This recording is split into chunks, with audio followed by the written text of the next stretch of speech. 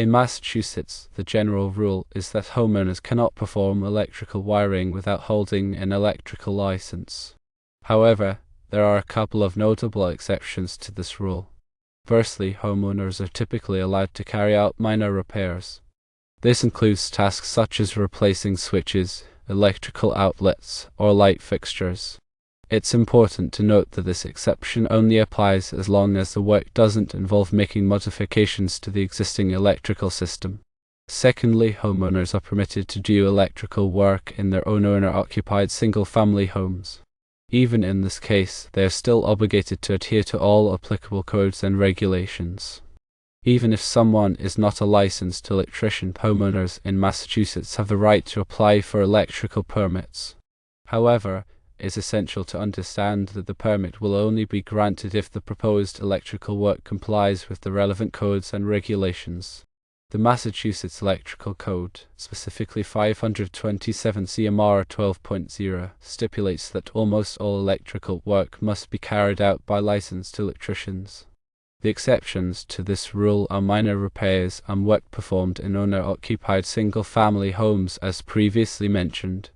Furthermore, the Massachusetts State Building Code, 780 CMR, mandates that electrical permits are required for all electrical work, regardless of who performs the work. Engaging in unlicensed electrical work can lead to a number of penalties.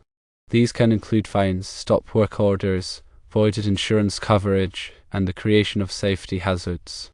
If someone is a homeowner in Massachusetts and they are considering undertaking electrical work, it is strongly recommended that they hire a licensed electrician. This ensures that the work is done safely and that it meets all the required code standards. It is also wise to consult with an electrician for advice and guidance, especially when considering minor repairs that they might be able to do themselves. Even for minor repairs, obtaining a permit is a prudent step to ensure that the work is up to code. When performing any electrical work, it's imperative to follow all safety precautions. This includes turning off the power at the circuit breaker, using the correct tools, and wearing appropriate protective gear. It is important to understand some key electrical concepts and regulations. Firstly, grounding is essential for electrical safety. A grounding conductor provides a low-resistance path for fault current to return to the source, tripping the circuit breaker and preventing an electrical shock. The size of the grounding conductor is determined by the size of the unbranded conductors in the circuit, as specified in NEC Table 250.122. Secondly, bonding ensures electrical continuity and creates a low-impedance path for fault current. Bonding is required for metal enclosures, raceways, and other conductive parts to minimize the risk of electrical shock. Thirdly, overcurrent protection devices, such as circuit breakers and fuses, are designed to protect electrical circuits from excessive current. These devices interrupt the flow of current when it exceeds the rated value, preventing damage to equipment and reducing the risk of fire. The selection of overcurrent protection devices should be based on the ampacity of the conductors they protect as outlined in NEC Article 240. Fourthly, conductor ampacity refers to the maximum current carrying capacity of a conductor without exceeding its temperature rating. Conductor ampacity is determined by factors such as conductor size, insulation type, and ambient temperature. NEC Table 310.15 provides ampacity ratings for various types of conductors. Fifthly, wiring methods are the techniques and materials used to install electrical conductors. Common wiring methods include rigid metal conduit, electrical metallic tubing, non-metallic conduit, and cable assemblies. Wiring methods must comply with the requirements of NEC Chapter 3. Sixthly, boxes and enclosures are used to protect electrical connections and provide a safe means of terminating conductors. Boxes and enclosures must be sized appropriately to accommodate the number and size of conductors entering the box as specified in NEC Article 314. Seventhly, branch circuits are the portion of an electrical system that extends from the final overcurrent protection device to the outlets. Branch circuits are classified according to their ampacity, such as 15 amp, 20 amp, or 30 amp circuits. The type and number of outlets permitted on a branch circuit are determined by NEC Article 210. Eighthly, receptacles are the points where electrical power is drawn from the electrical system. Receptacles must be of the grounding type and must be installed in accordance with NEC Article 406. Ground fault circuit interrupters are required in locations where there is a high risk of electrical shock, such as bathrooms, kitchens, and outdoor areas. Ninthly, lighting is an essential component of any electrical system. Lighting fixtures must be installed in accordance with NEC Article 410 and must be suitable for the intended environment. Energy-efficient lighting options, such as LED lighting, can help reduce energy consumption and lower utility bills. Tenthly, electrical panels, also known as load centers, are the central distribution point for electrical power in a building. Electrical panels contain circuit breakers that protect individual circuits from overcurrent. Electrical panels must be installed in accordance with NEC Article 408 and must be properly labeled to indicate the circuits they serve. It is also very important to understand how to read and interpret electrical diagrams and blueprints. Electrical diagrams and blueprints provide a visual representation of the electrical system, including the location of electrical equipment, wiring routes, and circuit connections. Understanding how to read and interpret these diagrams is essential for installing and maintaining electrical systems safely and effectively.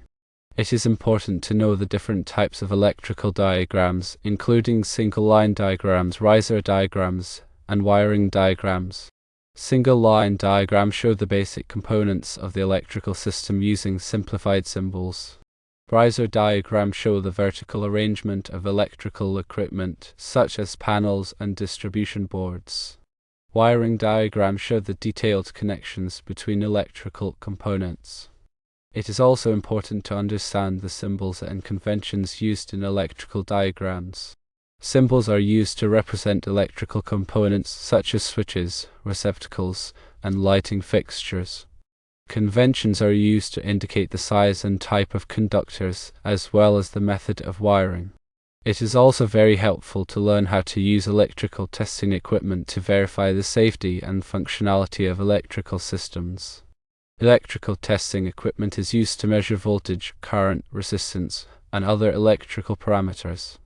Using testing equipment safely and effectively is essential for troubleshooting electrical problems and ensuring that electrical systems are operating properly. There are several types of electrical testing equipment, including multimeters, voltage testers, and circuit tracers. Multimeters are used to measure voltage, current, and resistance. Voltage testers are used to verify the presence of voltage. Circuit tracers are used to identify the path of electrical circuits. It is also essential to know how to interpret the readings obtained from electrical testing equipment. Readings can be used to identify a variety of electrical problems, such as short circuits, open circuits, and ground faults. Also, it is critical to understand the requirements for electrical inspections and permits. Electrical inspections and permits are required to ensure that electrical work is performed safely and in accordance with the electrical code. Obtaining the necessary permits and inspections is essential for protecting yourself and your property from electrical hazards. The requirements for electrical inspections and permits vary depending on the location. It is important to check with the local authorities to determine the specific requirements in your area. Electrical inspections are typically performed by a licensed electrical inspector. The inspector will verify that the electrical work has been performed in accordance with the electrical code. The inspector will also look for any potential safety hazards. If the electrical work passes inspection, the inspector will issue a certificate of compliance. This certificate indicates that the electrical work meets the requirements of the electrical code. It is important to note that working on electrical systems can be dangerous, and it is always best to consult with a qualified electrician if you are not comfortable performing the work yourself. Always follow all safety precautions and wear appropriate personal protective equipment when working with electricity. Here are some additional safety tips. Firstly, always turn off the power at the circuit breaker before working on any electrical circuit. Secondly, use insulated tools when working with electricity. Thirdly, never work on electrical circuits in wet or damp conditions. Fourthly, inspect electrical cords and equipment regularly for damage. Fifthly, replace damaged electrical cords and equipment immediately. Sixthly, do not overload electrical circuits. Seventhly, use ground fault circuit interrupters in areas where there is a high risk of electrical shock. Eighthly, install smoke detectors and carbon monoxide detectors in your home. Ninthly, have your electrical system inspected regularly by a qualified electrician.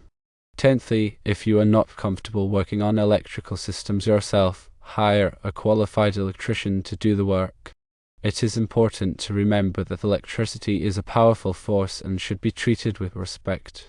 By following these safety tips, you can help protect yourself and your property from electrical hazards.